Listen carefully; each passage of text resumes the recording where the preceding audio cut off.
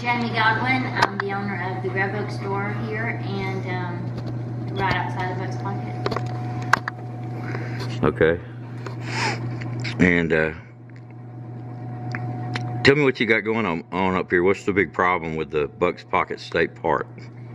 Well, the thing about it is, this is my hometown here, and this is where I grew up. And when I was a child, we had a school and a post office and a couple of different stores and a restaurant. It was a great, thriving little community. And over the past 20 years or so, everything closed down, one by one, like so many small towns across America. And the only thing left open around here for several years was our local state park, Bucks Pocket State Park. And I was there camping one day and needed to get some marshmallows for my boys to roast marshmallows, and we had to drive, 15 miles to get anything. And I passed by the old store here and said, why don't we just reopen it? Why don't we just bring Grove Oak back?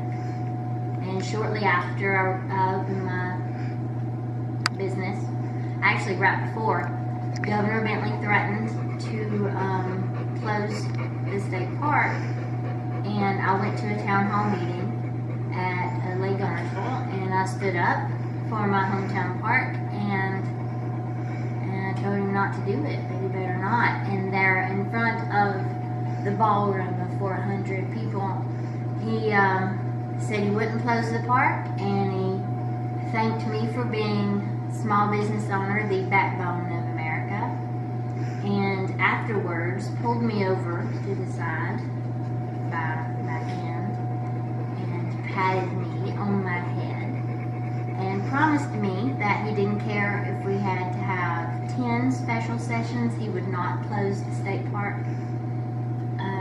Shortly thereafter, he got reelected and closed the state park. And so my business has plummeted. I do about 10%, and I had to lay off people. I had to cut my hours. Holding off to put in investments here to revive my hometown, because I'm the only thing that's left here. The only business, the only place anyone can go to get any help. The park is... And what county is this? DeKalb County. Okay. It is technically open for day use only, but it's not a lot of people using it. Not a lot of people use it. I've noticed there's been a lot of more graffiti is happening on the Cherokee caves. There's caves in Bucks Pocket where the Cherokee hid, so they would not be forced out on the Trail of Tears. It's well documented, and no one is there taking care of those caves or the park land or anything. And all this area was, used to be Cherokee land. And I'm part Cherokee. My 5th great grandmother, Nancy Shelton, was forced on that slow death march, the Trail of Tears, and got out there and was counted in Oklahoma, and she moved herself back. And so that's why we're still here. And kind of like the woman in the Muscle Shoals documentary. Do you remember that? Yeah. Walked all the way back? She moved herself back, and I feel a very strong connection to this land. Maybe because of the Cherokee connection, maybe it's just because it's my hometown. But I just couldn't stand to see it die. So what was the state Bentley justification for closing? He wanted to get tax increases. But if he didn't get the tax increases, he was going to close the park. He used our public lands as leverage. He got his tax increases.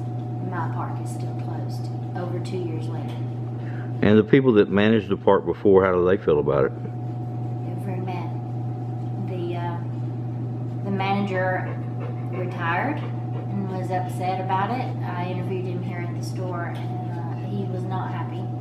He talked about state park mismanagement, and the other one that worked there under him, he was moved out to Lake Gunnersville. I spoke to him recently, and he said even if the park does reopen, he's not going back to Bucks Pocket. Okay.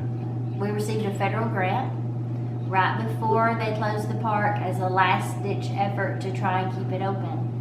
Some state park employees applied for a federal grant and got it, $650,000. That was probably about 2 years ago, and we've not seen any improvements, any of that money. No construction has started, nothing. We're right here on the Trail of Tears, and it's a beautiful state park, and it's not being used for the purpose intended, and I would love any help. So the political leadership in Montgomery needs to know about this. They do. I think they know about it, and I don't know why they're turning a blind eye. What do the other people in the area think about it? Just local residents? Do they care, or? They care. It's a mixed sort of feeling. The majority, I think, can't wait for it to be opened, but there's a certain amount of the population that are so fed up and so disenfranchised, they just believe it's never going to be reopened. I know. I mean, this is a lot. It's a pretty populated little place. Where does everybody work around here? They have to drive to Fort Payne or Gunnersville. They have to drive. There's a few farms. There are some farmers. It's mainly a farming community. Timber harvesting at all? Yeah. Mm-hmm. And a lot of hunting and fishing. I saw a bunch of fishing on the way in hunting and fishing. to Gunnersville State Park. It looked like a big day for fishing over there. Definitely. We have actually part of Bucks Pocket is Morgan's Cove, a beautiful fishing spot.